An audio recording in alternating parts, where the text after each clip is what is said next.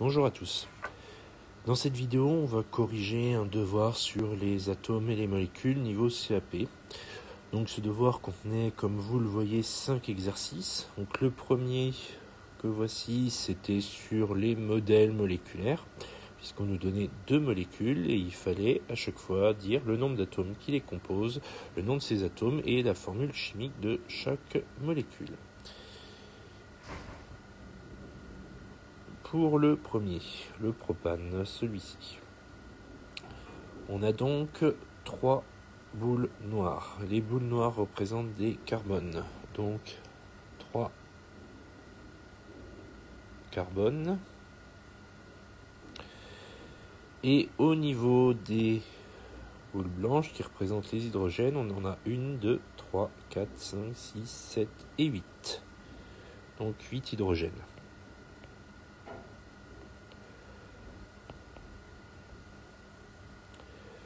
Donc du coup, on a bien le nom des atomes et le nombre d'atomes. Il ne reste plus que la formule chimique. Donc là, pour le coup, comme on a 3 carbones, on a C3 et 8 hydrogènes, H8. Pour la deuxième que voici, l'éthanol, donc nous avons une boule rouge qui est un atome d'oxygène, donc un oxygène. Ensuite, 2 boules noires qui sont les carbones, donc 2 carbones. Et on va compter les hydrogènes, une ici, 2, 3, 4, 5 et 6. Donc 6 hydrogènes.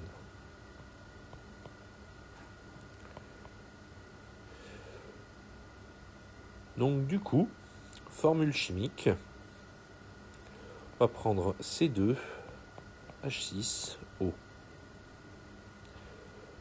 On a bien les 2 carbones, les 6 hydrogènes et l'oxygène. Donc voilà pour ce premier exercice. Maintenant, on va pouvoir passer au second exercice. Donc pour le second exercice, on a une petite situation où Lucie souhaite verser de l'acide nitrique, produit corrosif, sur des pièces de cuivre afin d'observer une réaction qui entraînera l'apparition d'un gaz très irritant. Quelles précautions doit prendre Lucie pour faire l'expérience en toute sécurité? Alors on va faire une petite liste de tout ce qu'elle doit faire, ce à quoi elle doit veiller. Alors en premier lieu, et ça c'est le cas pour toute expérience de chimie, elle doit porter une blouse. Bien entendu, c'est une blouse blanche en coton. Bon, elle peut être bleue parfois, mais tant que c'est du 100% coton, ça marche. Donc une blouse en coton. Généralement blouse blanche. Ensuite, Lucie est une femme. Donc Lucie, si elle a les cheveux longs, elle doit s'attacher les cheveux. Donc ça, c'est valable, que ce soit d'homme, femme, peu importe. Dès qu'il y a les cheveux longs, on s'attache les cheveux pour une manipulation de chimie. Ensuite, c'est pareil, et c'est pour tout le monde, manipulation de chimie, on ne porte pas de bague.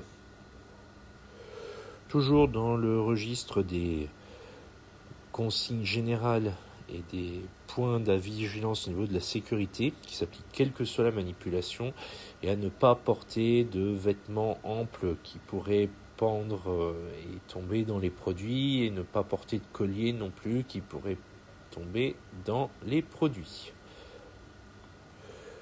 Toujours dans le même registre, au niveau vestimentaire, des vêtements adaptés, donc chaussures fermées, pantalons, en plus de la blouse, c'est essentiel pour se protéger. Donc ça, ce sont des consignes globales, quelle que soit la manipulation de chimie. Après, plus spécifiquement par rapport à cette réaction, on est, comme on le dit dans l'énoncé, face à un produit corrosif qui entraîne l'apparition d'un gaz très irritant.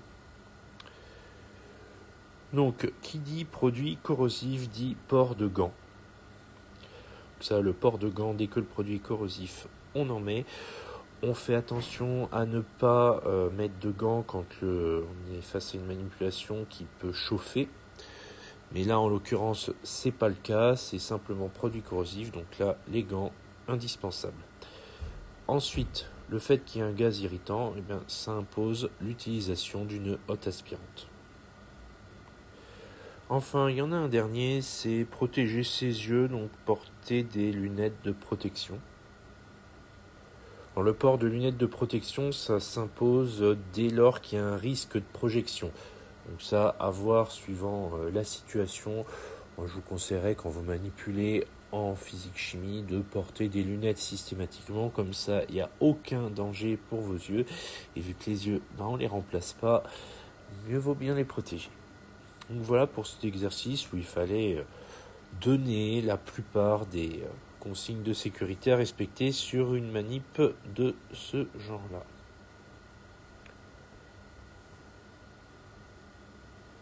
Donc maintenant, on va pouvoir passer aux exercices 3 et 4 qui sont très similaires puisqu'ils portent tous deux sur une dissolution et ils ont exactement les mêmes questions. On va commencer par le 3, on va faire dans l'ordre.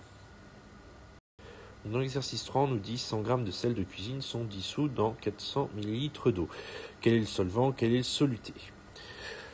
Donc le solvant, c'est l'eau, puisqu'on dissout dans l'eau, et le soluté, c'est ce qu'on dissout, donc là, c'est le sel de cuisine. Ensuite, question 2, calculer la concentration massique.